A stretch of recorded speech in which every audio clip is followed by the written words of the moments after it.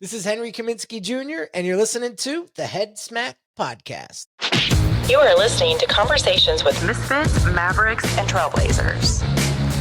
Hey, welcome to the Head Smack Podcast. My name is Paul Pavolny, and I have another misfit with me. I have Henry Kaminski Jr. with me. I have known Henry for quite a few years. We're both branding guys. Like Henry, like he had a podcast. I enjoyed listening to it. I was on it one time. A lot of wisdom, a lot of experience in the branding space. He has been 16 years in the creative industry, specializing in restaurant and hospitality, marketing, and branding. Henry, how you doing, man? Paul, man, long time no see. How are you, my friend? I am doing good, man. I was looking forward to this and looking forward to this conversation. We're going to have a lot of fun. Looks like you've got some sun. I got some sun as well on my vacation, celebrating my 30th anniversary. I'm a little toned down than I was, but I was like, well, congratulations. That's pretty amazing. 30 yeah, years. yeah, 30 years, man. First day at the beach, I got sunburned, so I'm finally getting back to normal shade. But good to see you, man. It's been a while. Man. Great to hear your voice, man. Listen, I've been a huge fan of yours for these years in between that we haven't chatted. Watched you, build this thing up and really take it by the reins, the show, and I'm just so proud of you. And so what's the word I'm looking for?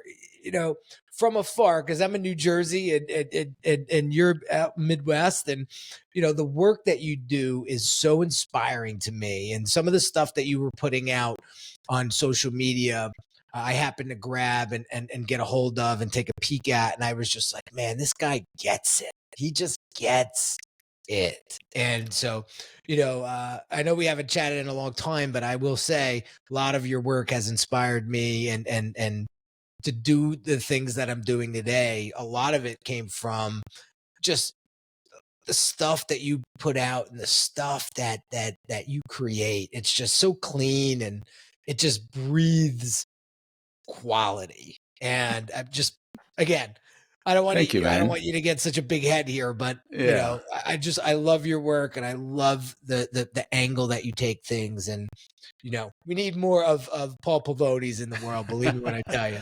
Well, thank you, man. I appreciate that. Yeah, my head is big enough physically, and so I don't need it any bigger than it is. It's already hard finding hats.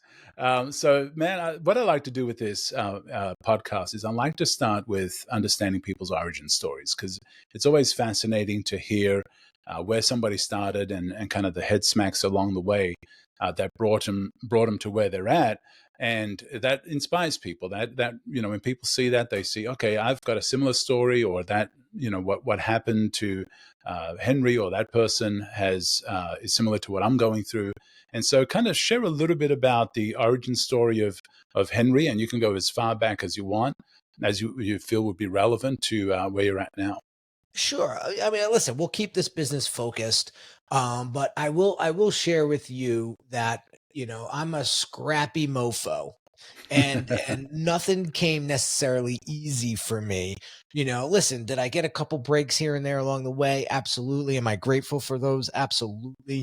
But for the most part, I had to really scrap my way to where I'm at today. And I look back and I say, damn, I would have never thought in a million years I'd be doing what I'm doing today and be at the level of comfort and the level of what's the word I'm looking for? Just gratitude. Like, I say, you got to take a step.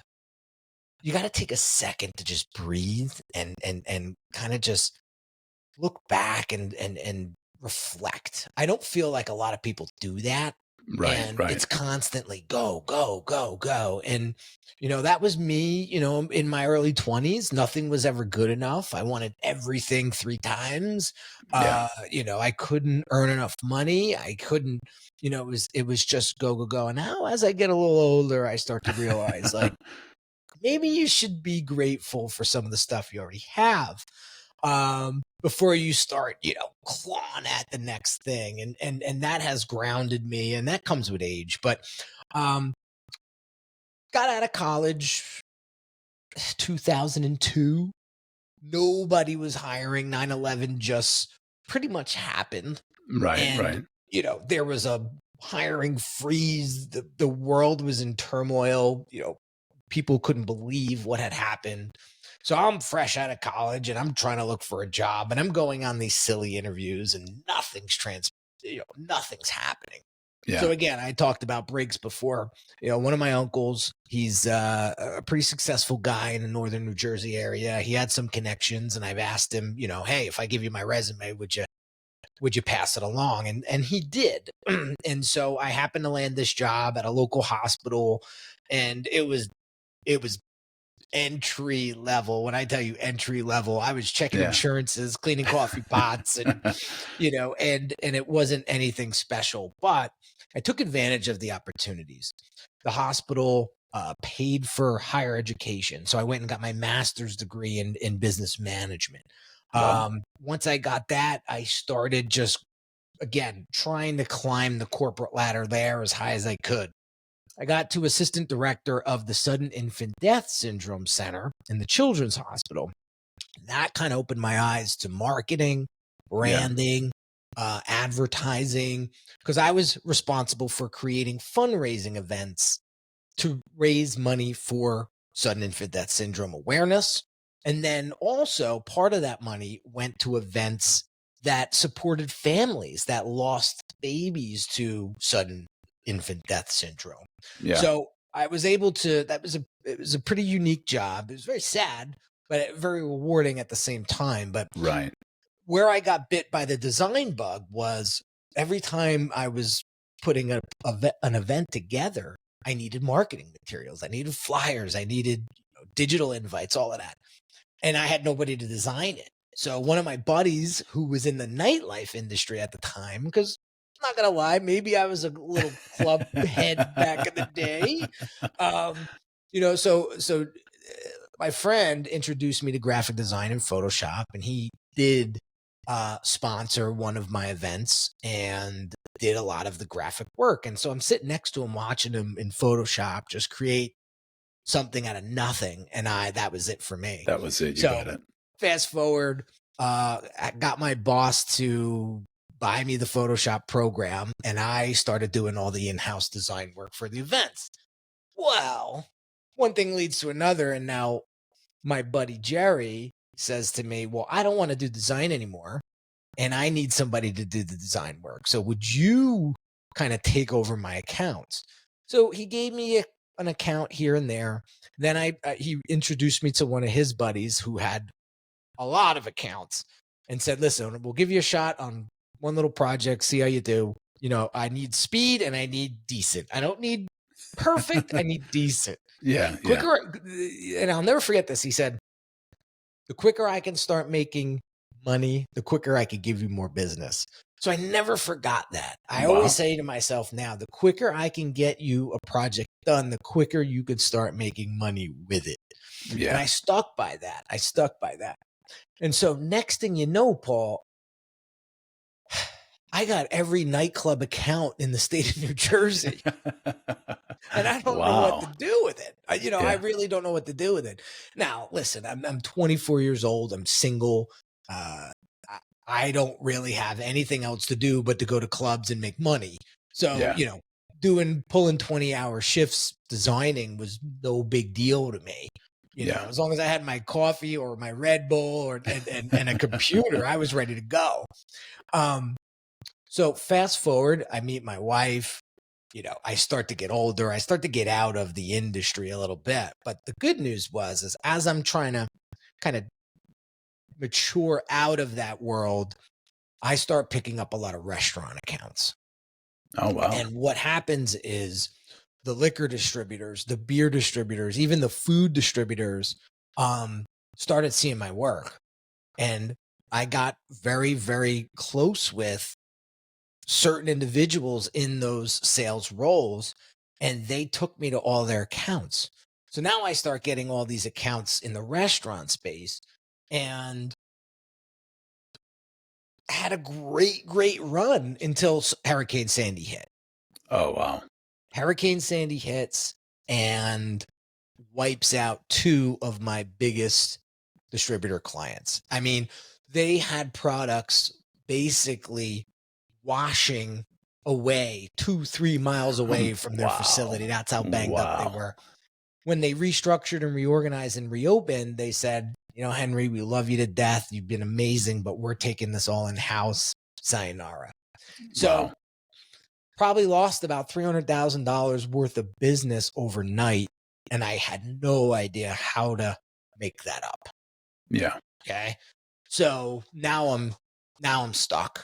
I'm tapping into savings. I'm ripping through savings because, mind you, at the time I was into a lot of stuff that was very expensive. So I had to have the shoes and the clothes and the cars and all of that. And as things were dwindling, I didn't want to cut back on my lifestyle. Wow. Yeah. And that started to really catch up to me. And finally, I go to my wife and I'm like, I'm broke. I that's it. I'm out of water here. Or I'm out of gas. And so what happened was, thank God for the old Amex. I had happened to bump into this internet marketer guy from, from the scene. And I really connected with him at the time. I felt like he really was talking to me. And so I didn't want to wait and kind of cut, I wanted to cut corners. I didn't want to wait and kind of learn this internet marketing thing on my own. Yeah. So I book one of these calls and I'm on this call with a salesperson. It's a whole spiel. But fast forward, I spend $10,000 on this coaching program that I did not have at the time. Yeah. And I jumped in just to get access to this guy. And next thing you know, this guy turns around and says, I love your story. You had me crying when you were explaining it to me. And there's a lot more details that went into it. I'm just trying to cut to the chase here for the show. And he goes, I want to hire you to rebrand me and my business that I'm kicking off. And some of you may know what this business is. It's a huge software company called ClickFunnels.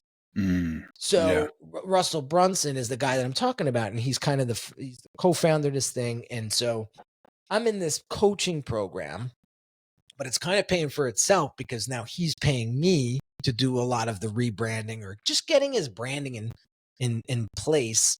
And I did that for 5 years, and that's what got me out of my hole. Wow.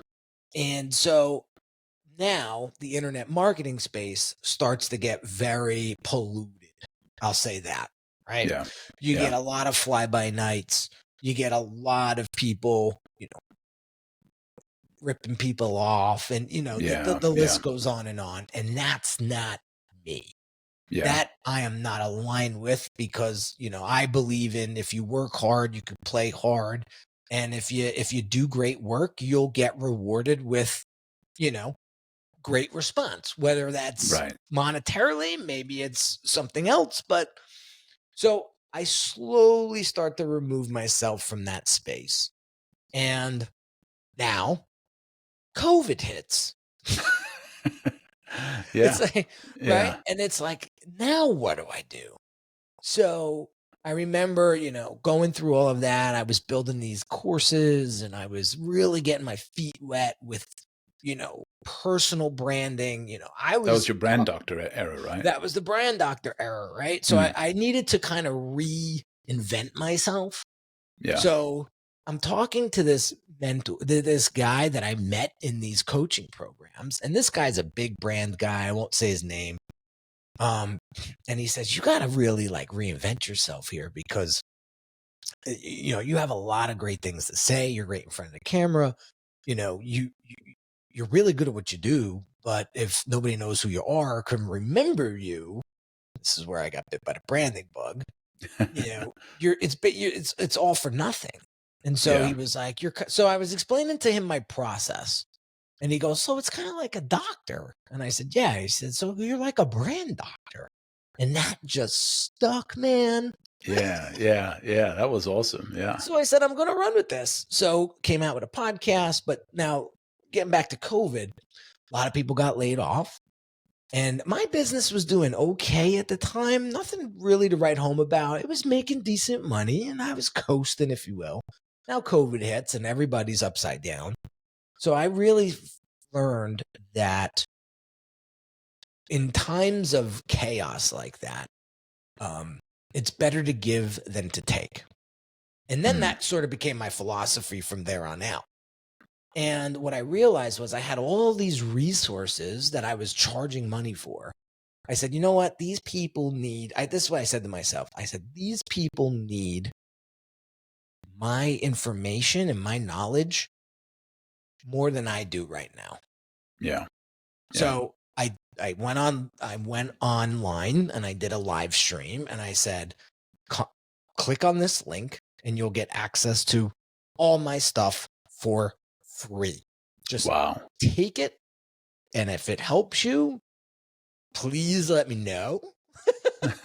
and if there's anything else I can do to help you, let me know.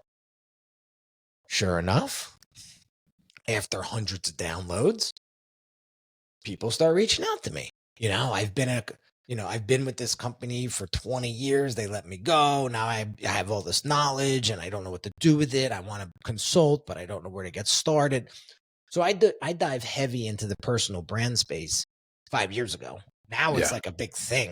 You see Chris Do, who's another amazing marketer and brander. And he was a coach of mine for 2.5 years. So me and him are very close. And I love Chris. He's been on the podcast too. Yeah. That's another reason what made me want to reach out to you and talk to you about the show, because I was listening to that. And so, he's big into that's all he talks about right now. So here's me 5 years ago talk about personal branding and everybody's looking at me like I'm crazy. Like, you are an egotistical maniac if you think I'm going to create a business and brand around myself. And I was like, but what's your differentiator? Like, what's your big difference between what you do and what this next person does? And they kind of get stumped and they give me these, cookie cutter answers. And I'm like, no, guy or girl, it's you. Like, you are the number one differentiator in what you do, and nobody can replace you. Nobody can be you, right? And then they get this aha light bulb moment, and they're like, okay, I get it now, but how do I get started? So during COVID, so 2020, 2021, 22, I go heavy into personal branding, and I focus on personal brands. While I still have this love and passion for hospitality and restaurants and all of that, which I still held on to quite a few clients during that time.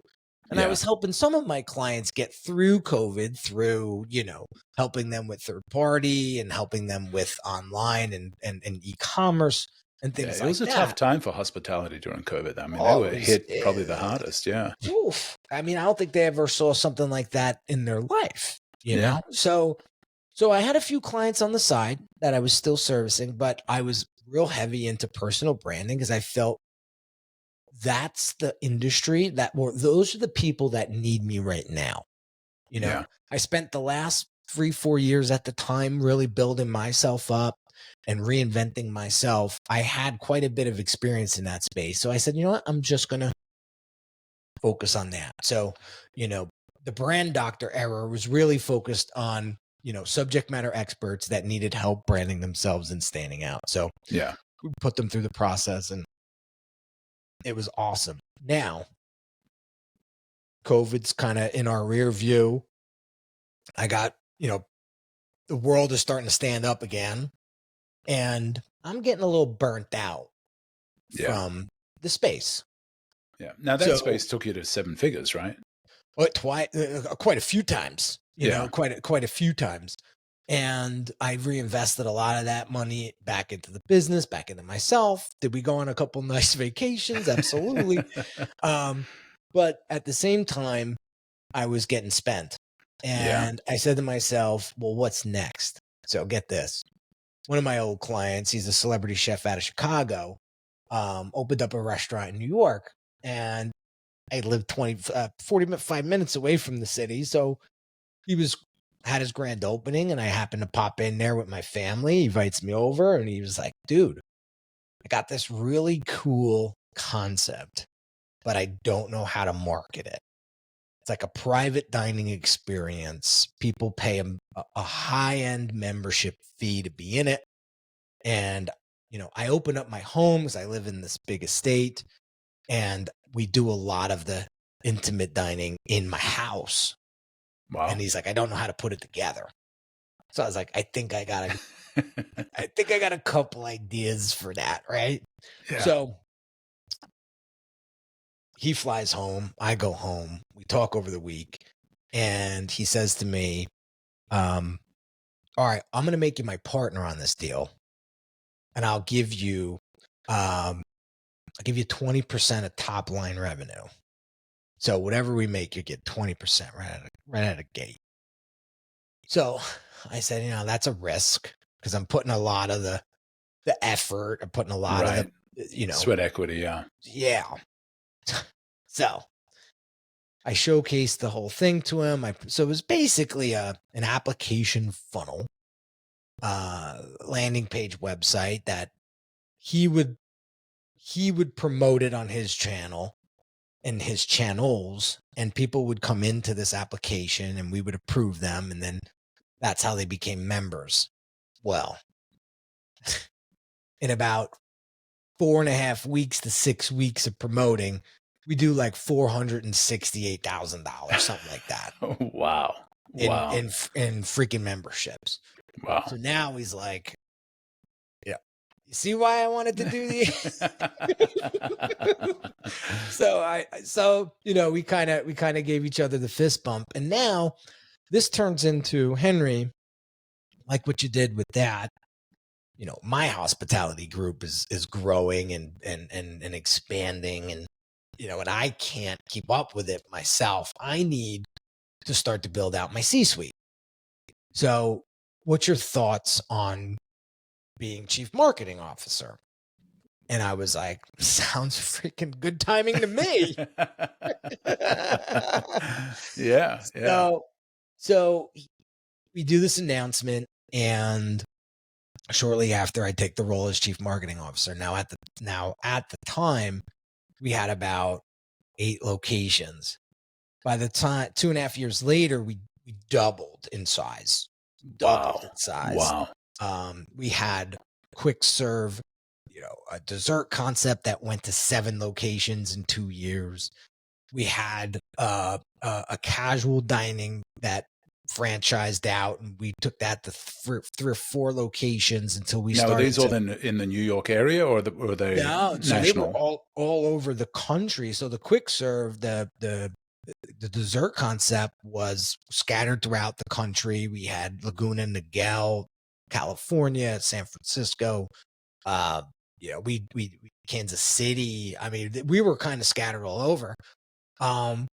And then the casual dining spot went to 4 locations, and then we started dialing back that franchise a little bit just to get, our ducks in the row. And then we had some signature, we called them signature venues, which were higher end, upscale Italian steakhouses. So there's a few of those down in Florida. There's one going up in Cleveland, I think, in the next few months. So very, very exciting time. So I really, really now come back into the hospitality and restaurant world, but in another stratosphere. Wow. Yeah. On a completely different level. And I didn't realize, that my passion was so strong for this world. Right. Yeah. Yeah. So our contract, so this was a contractual position. And so the first, contract goes up, and he's like, you're doing a fantastic job. Want to keep you around. Yeah. So I signed another contract. And then once that contract was up, I started to consider, again, another reinvention of myself. Yeah. And so I never really got rid of at the time, the company was called Unique Designs. I always had it because I do a lot of print work as well. I don't really talk about it as much as I should, but I do quite a bit of print work for restaurants. So whether Yeah. it's menus or brochures or whatnot. So I always kept that business kind of humming in the background. But I said, Unique Designs, it's kind of serving everyone. And I Right. really want to dial in to hospitality and restaurant. So I'm talking to one of my buddies and we're talking about, what I'm thinking of. And I was like, farm to table is a big thing right now, and it's like, how do I remix that somehow? And we're chatting and the guy goes, what about brand to table? Yeah. And, Yeah. and, and I was like, that has catchiness to it. Right? Nice. That Yeah. that has some legs to stand on. And again, it's just like the brand doctor. It was like one of those, like, we're just having a conversation like this and something just pops like that. And so, Paul, you know me by now. Once I get an idea like that and I feel strongly about it, it's like pedal to the metal, baby. All systems go. Yeah. Yeah. Like there's no overthinking. It's like, all right, we're gonna run this bad boy until I run into a brick wall and I gotta figure out how to get through it or around it or over it. Yeah. And Yeah. so contracts coming up. I said, Fabio, you're an amazing individual. People can't do what you do in 2 years in a lifetime. It's been fun, but I want to, spread my wings and get back to, what I was doing prior, but only in this world. I promise you I won't get in your way. But I feel it's time for me to do my thing and to serve at a level that I want to serve at. And he said, dude, you're bulletproof now, buddy. He's like, the 3 years that I, ran you through the gamut or the gauntlet, I should say, like, you're bulletproof now. So he was like, go for it. And so he's still a client of mine. And we serve his venues print, and I give him some ideas here and there, but they have a great, they're still evolving, they're still growing, which is fantastic. I love to see that. So here I am now with this company called Brand to Table that I'm just absolutely in love with and doing my best work since I think I started. Wow. Because we have these conversations on occasion, my wife and I, or even with my friends, and I tell them, like, I get so lost in the work, and like I look at my watch and it's like 6 hours go by, and I feel like it was like 6 minutes. Right. Because you're doing something you love. Yeah. Yeah, so it's like I'm 44 years old, and I truly feel, not that I didn't love the work, I just loved creating. I loved creating something out of nothing. That's something that's what got me into the creative world. Yeah. It's just taking something and making something out of nothing. And then Where did that creativity come from? Like, who in your family was creative? Was anybody? So it's so funny. Nobody in my family is creative. But I will say, I come on my mother's side. I come from, there's a bloodline of just entrepreneurs. So my grandfather's brother comes over. I think he was born here, but starts this construction company in 1945. Wow. And it's now what, 80 years old? 1945. Yeah, I think it. Yeah, it's an 80-year-old company that's still thriving. Wow. And then I have then my mother's brother. He gets into construction, but his uncle says, you're not going to get in my way. So if I'm going to do buildings, you're going to do highways.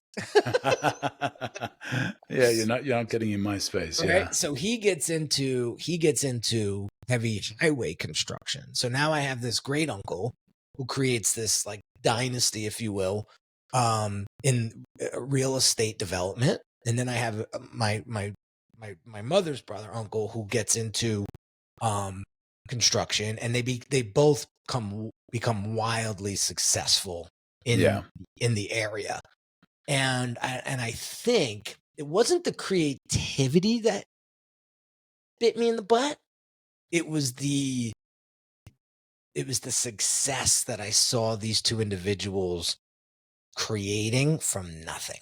Yeah. Like, Yeah. you know, my great uncle Al came over here, started with absolutely nothing in the Great Depression, right? Yeah. My uncle, they were my mom, they were poor as poor can be. And my uncle just saw an opportunity and said, you know what? I'm going to give it a shot. And, I'm Yeah. going to start with a wheelbarrow and some cement, right? And I'm Yeah. going to figure this thing out. And so that I was enamored with, right? Yeah. And so you mix that with my father, who was the hardest worker I've ever seen, and in my life at that proximity. So long story short, parents get divorced when I'm 8 or 10 years old. Father takes responsibility of me, and in order to do so, has to take on like 4 extra jobs. And so now I'm trying to come up in this world as a teenager in a very, very urban area. And I'm trying to figure out my teenage years and my early, you know, uh, you know, early 20s and all of that on my own. Yeah. Meanwhile, my father's trying to do his thing just to put food on the table. So I saw my uncle and my uncle's doing this like crazy, crazy level of success. I saw my father just scrappy as hell. He was a shop steward for UPS for 33 years, and that's what he did. And then he had his side hustles and things. So you take that work ethic and you take that motivation or that ambition, Right. right? And you put those two together, and there was like no stopping me in my 20s. Like, Yeah. Yeah. so that's kind of, and then I found something that I really loved. It's so funny. I was listening to a podcast today, and it's the CEO of Denny's. She's this Italian woman, and she was describing her, college years. And she was like, I went in as a business major and came out with a sociology degree. Right. And I was like, I went in as a business major and saw my first economics class and accounting and was like, no freaking way. But I just love to talk. I love people. And so somebody was like, there's a liberal arts degree. It's called communications. It seems kind of broad, but you'd be perfect for it. And I just excelled. I was never afraid to talk Wow. in front Wow. of people. Like all that came very, very easy for me. And so I just ran with it. Yeah. And so I ripped through college because it was like, other Something than you the couple loved. of Yeah. classes that sucked, most of them were right up my alley. So it just listening to her speak, I'm like, I wasn't the only one that thought he was going one direction and completely turned and went another. Well, it's amazing how that one suggestion from that one person literally changed the trajectory of your life. Yeah. I mean, it's pretty crazy, and that's those moments when you look at people's history and those head smack moments, is sometimes it is just a conversation. It's just somebody saying something. It's just a TV show. Like I've interviewed somebody, I can't remember who it was, that they got inspired to be in marketing and advertising because of Bewitched, because the guy from Bewitched was in advertising, and he was like, that got my attention because I hadn't thought about it, and so it's amazing how those kind of moments just change the trajectory of your life. And you mentioned, you met Russell, and that kind of changed your whole world because you started working with funnels, and then you met Chris Doe, and he kind of changed the direction of some of your stuff. And then somebody mentioned Brand Doctor, and then that kind of changed your whole thing. And now you're back into the hospitality space that you kind of circled back to. And that was one of the early things that you started with. And it's just amazing. And so now that you're working in hospitality, you'd mentioned your friend Fabio, was it? Fabio Viviani. Yeah. And so, you helped him grow, all these different businesses and spread out and everything, launching back into your own space with Brand to Table. What are some of the things that you've learned when it comes to branding a hospitality business that most people within the space make mistakes with? Yeah, that's such a great question. And the good news is I'm noticing a lot of hospitality brands realizing this now, that brand strategy is probably the most monumental and foundational process you should go through before launching. And what was happening, what I saw when I came into Fabio's hospitality group was they didn't understand what brand strategy was. So Yeah. they overlooked it. And then when I came in and explained to them, I'll never forget this. We're talking about this casual dining concept, and I'm on a call with all the principals, and I said, "Cool name, but what's this restaurant's point of view?" And they go, "What's that mean?" Yeah. Yeah. and I Yeah. and I and I I said, "What, if I went into your restaurant and I went into a Chili's, like what the hell's the difference?" Right? Right. Well, there's this and there's that and there's no, that's not what I'm talking about. It's how does this restaurant see the world? Yeah. Right? It's not about the different types of food because they started saying, well, their food is more like this. No, that's not what I'm talking about. It's if your restaurant could speak to somebody, like, how would it sound? How would it make the person feel? You're no Yeah. spring Yeah. chicken to this stuff, right? They had no concept of that whatsoever. So I tell them, listen, if we really want to scale this concept to 10, 12, 15 locations and then perhaps sell it, we need to consider brand strategy. And Yeah. so we hired a firm out of, I think it was Maryland, and they came in and I was very impressed because, I've done brand strategy for years. Didn't want to take that whole responsibility on myself as CMO. CMO is like you find the right Right. people Right. to execute, right? I Yeah. knew my role. So we find this firm, they do a hell of a job rebranding this thing and hit the ground running, and it was fantastic. So to answer your question, it's really understanding the power of brand strategy, brand positioning, and going through that process with a professional, not Yeah. downloading a course or not, thinking you're going to fill out a 10-page PDF and that's going to be your brand strategy. It's really sitting down with a firm of professionals that know what they're doing, that have done it, over and over again. And if you can find somebody that specializes in hospitality, restaurants, food and bev, even better.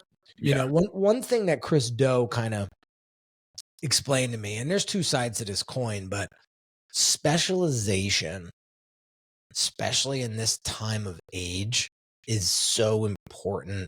And I believe it's so much more valued Yeah. than the generalist. Right. And he was the one that kind of really firmed that up for me because I was like, I always struggled with niching down because I was like, I'm missing out on all this other stuff, right? And Right. Right. I realized very, very quickly that when you become a specialist, you get to demand a higher price point, a higher rate, because that's Yeah. all you do, Yeah. right? And you go super deep in that. And I think people really see that and they really value that. And landed some pretty big clients over the past few months just for them knowing that like this is my cup of tea. I breathe, eat, sleep this stuff. Yeah. Yeah. And so that was that. So brand strategy, I think is certainly it. And I'm not just saying that because we're branding guys. I'm saying it Yeah. because when we went through that process, the principals realized that there was a completely no, there was another level of understanding, and there was a Yeah. whole, and I unlocked that for them. And then this firm comes in and really opened up the doors. Do you And they remember were what you like, came up with, the statement? I know it's probably been a while. Do you remember what that statement It's was couple after you years ago. asked that question? Well, I'll tell you. So the name of real quick, and I'll be brief because we could go down a rabbit hole. It'd be another hour. You know, what we realized was the name of this restaurant was the name of a fictitious person who like traveled this world and became this worldly person who brought all these food and recipes back into this restaurant. And that's how we came up with that was the story, right? But it wasn't enough. We needed to create a real person out of this guy, right? And so I was like, well, is this what kind of person is he? Is he this like happy-go-lucky guy, or is he a badass? Because I see you have like motorcycles in the freaking restaurant. Like, so they were like, we want to make him a badass. He's always been a badass. And I'm like, all right, well, let's paint this guy. And so we went in and basically the tone of voice that we created. Okay. The tone of voice that we created was this badass dude. And like when we would respond to comments on Instagram, they were like Wendy's. Like we didn't really care. Had some attitude, Yeah, there was quite a bit of edge, and that really strengthened the positioning and the differentiation of the brand. So, we had a lot of fun with it. We had a lot of fun with it. We went with the name, and it was called the Legendary Kitchen. It was the name of the guy, and it was like the Legendary Kitchen, and it was really cool. So it just goes to show, like, there's people think branding is like colors and logo and like fonts and stuff, and right? There's so much more to it, right? Yeah. Well, and I think you're right in what you shared with, coming up even with the personality of how your brand talks and behaves, and a lot of people don't think about that as a brand. Is considering that, especially if it's your personal brand, I guess you can have a alter ego, but when you're talking a restaurant or a company or an organization or any kind of an entity, is deciding on what kind of a personality it's going to have. How does it respond to tweets or X's? How does it respond on Instagram DMs? How does it, what is, and that dictates imagery and the look and feel. But when you don't define that, then you can get fractured pretty quickly. Yeah. Well, and here's another thing that I want to kind of pivot into, with the time we have remaining, is the restaurant industry is very archaic when it comes to tech and like marketing tools and resources. So one thing I have an advantage, I think, over some other marketers in the space is I come from this digital marketing background. And when I say I went deep in it, I went 5-6 years deep into this. So I figured out how we can leverage ClickFunnels, how we can leverage a platform like OpenTable, Resi, 7 Rooms, and use their marketing functionality to really create something that is used primarily in like tech spaces, right? Yeah. So that was one of the things I did over in Fabio Land. I always call it Fabio Land. He was using OpenTable. It was a basic subscription. There was real no way to track anything. It was very hard to send out broadcasts. So I'm doing my research and I find 7 Rooms through a big hospitality group in Miami. So I tell the director of ops, guy, we got to get on the phone with these guys and see if we can get this platform integrated into our restaurant. So they came on the call. We sit down with them. So I get 7 Rooms into all the locations. And now they ask me, hey, would you mind being a beta tester for our SMS text that's coming out, our email marketing that's coming out? And I was like, there's a bear shit in the woods. Of course I would be interested, So I became like their fan favorite when it came to testing different features, functionality. Yeah. So now I bring in SMS text marketing, I bring in email marketing, and now, ChatGPT starts to take off, and I start thinking, all right, well, how can I leverage ChatGPT? So quick story there.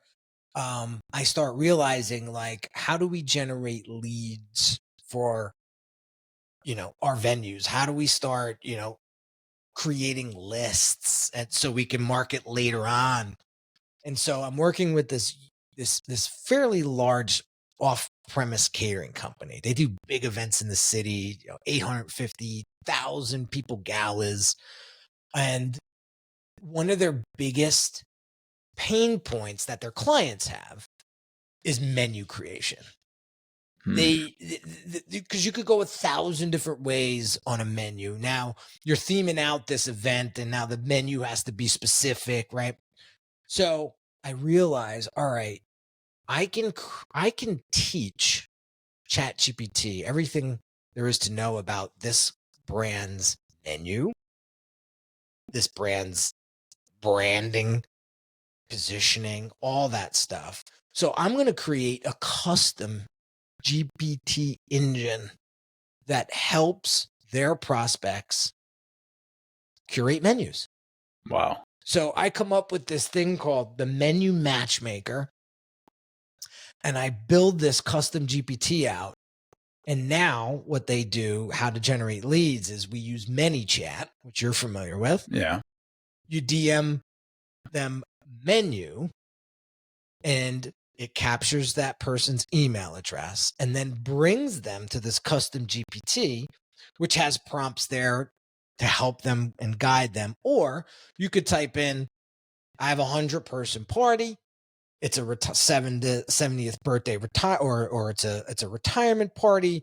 I need a gluten-free and vegan option. They type all this into the GPT. They hit go, and the whole thing is curated by ChatGPT. Wow. And then the call to action at the end is, well, the next step to get this thing going is to book a consult with us. And so that's all pre-programmed. So we were actually doing some content around it today. That's why it's top of mind. Yeah. And we were live demonstrating this in the video, and people were going nuts. Like there was kind of like a little small live audience going on. Yeah. Just mostly the people that were in the office. And they were like, that is freaking brilliant. And I was like, well, I started to create a few for my own too, for brand to table too. So I have some really cool custom GPTs that help my clients. So a lot of times restaurants don't know how to choose the right influencer for their place to get more exposure and awareness. So I have an influencer outreach assistant, which basically you type in you DM me influencer on Instagram, and it'll bring you to the GPT that will help you find the perfect influencer for your restaurant and actually how to reach out to them and secure the deal. Wow. Right. So there's a few. I did that one. I have a menu and profit analyzer. So you can upload your menu and it'll tell you how profitable it is and what you should 86 or maybe add. Right. What other ones do I have? So it's the influencer one, the profit maximizer. The marketing audit one it comes in handy. So you basically you type in you DM me audit on Instagram, and you'll get this GPT, and then it basically will prompt you a couple of questions, and it'll tell you where your deficiencies are in your marketing. Wow. And then I have a social media generator, which a lot of my clients, they suffer from. I have a lot of ideas. I don't know how to lay them all out and categorize and actually execute them. Or I have no ideas at all and I need help with ideation. So if you type in, what is it? I think it's social. I should know this, right? I forget what the keyword is. You know what? We'll put it in the notes, but that GPT will basically give you however far out content calendar with phenomenal content ideas for your restaurant based on some of the information it asks you to submit. So I've really taken this AI and GPT to another level for lead generation, but also to help my clients really excel because nobody is doing it in this space. Right. And so, for restaurants that are, still struggling after COVID, because, as we shared, they got hit pretty hard. what are you finding has been the best marketing tool to get butts in seats? Because that's what it's all about, right? Is they need butts in seats. So out of your experience and what you've tested and tried and nixed and then kept, what are you finding is the best way to get attention and get people through the door? Hands down, Paul, SMS text marketing. It is undeniably the best way to get butts in seats and drive revenue. So going back to 7 Rooms real quick. So once we rolled out SMS text marketing to all the locations, what I love about 7 Rooms, and now OpenTable is really starting to pick up their pace a little bit and giving 7 Rooms a run for their money. But now DoorDash just bought 7 Rooms, so they might just go to the moon. Yeah. But so hear me out. 7 Rooms has everything trackable. So you can send out a text message blast and know how many covers came in from it, how many reservations were booked, and how much revenue was generated by that text. So we rolled out SMS texts probably February of last year.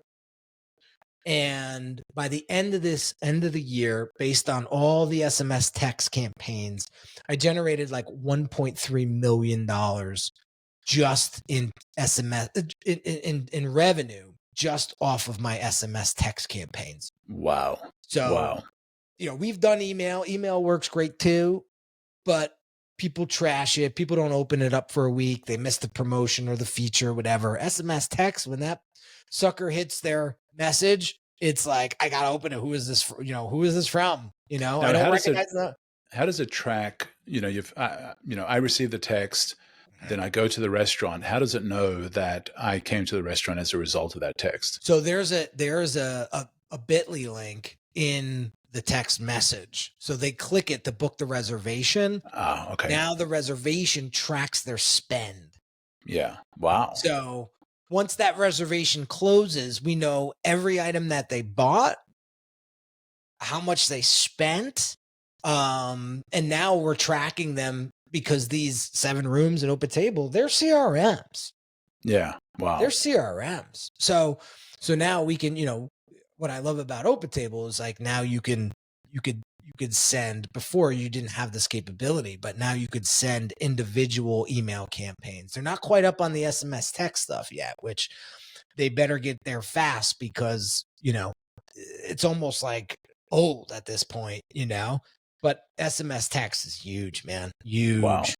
Wow. Now with you mentioned ChatGPT and AI, and you mentioned, things like DoorDash. What are you seeing as the next big thing when it comes to marketing in hospitality?